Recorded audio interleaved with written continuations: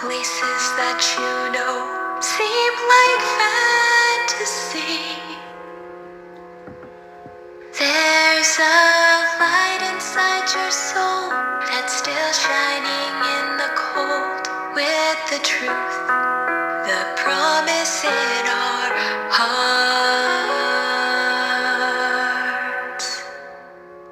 Don't forget, I'm with you in the dark.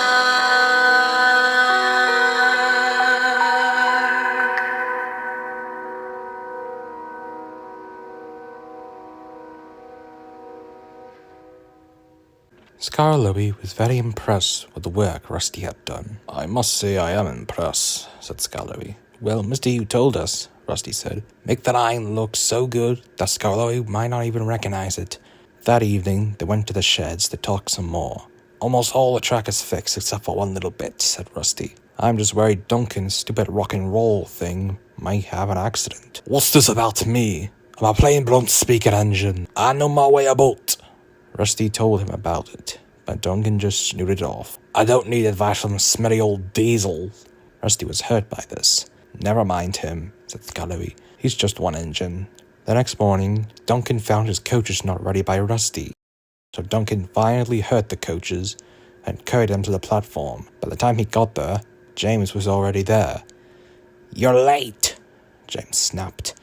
"It's not my fault. A smelly old Diesel named Rusty keeps bothering me." James pondered about this. "We had a Diesel in our yard that was just like that, but I sent him packing." Duncan was impressed, but he didn't know James was just boasting lies.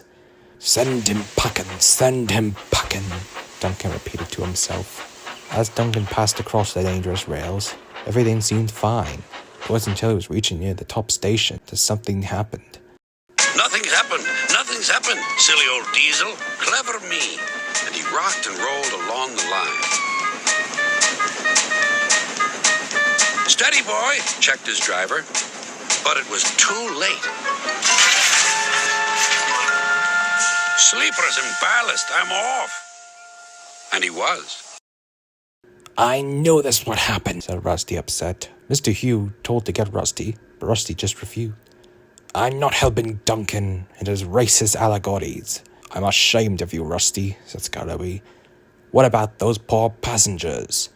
They need help too." Rusty felt ashamed by this. So Rusty lifted up his guts and got to work. He soon met Duncan nearby the broken line. Mr. Hugh told the passengers how to lift Duncan back on the rails. It took some time, but they finally did it, and Duncan was more careful the rest of the day. That night, Rusty and Duncan talked. "I'm sorry I was rude to you," said Duncan.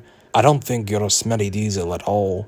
I think you're a really useful Diesel." "I forgive you," said Rusty. "I wish all Diesels were like you," said Duncan. "Let's be friends. And we'll start by fixing that broken piece of track the first thing tomorrow morning."